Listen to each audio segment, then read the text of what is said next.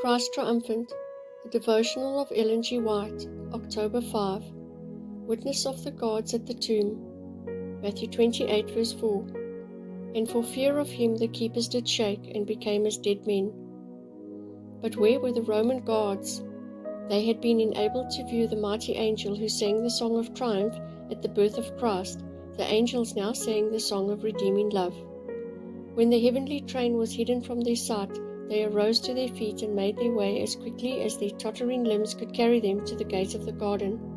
As they came up, staggering like blind or drunken men, their faces pale as the dead, they told those they met of the wonderful scenes they had witnessed.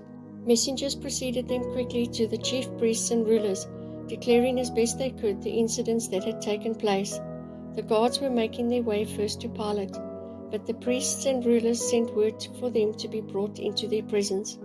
The hardened soldiers presented a strange appearance, as they bore testimony both to the resurrection of Christ and also of the multitude whom he had brought forth with him as the one who holds the life-giving power.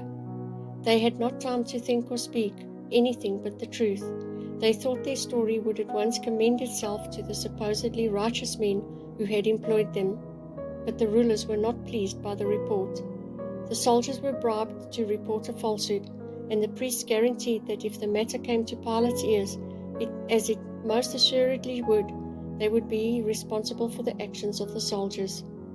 They bribed Pilate into silence. They did more. By special messengers, they sent the report that they had prepared to every part of the country. Many had believed on Jesus as they saw the terrible sights that took place. They remembered the voice that was heard at the foot of the cross amid the noise and confusion, when the centurion and they that were with him watching Jesus saw the earthquake, and those things that were done. They feared greatly, saying, "Truly this was the Son of God." All eyes were turned to the place from whence came the voice. Who had spoken? It was the centurion and the Roman soldiers, heathen and idolaters.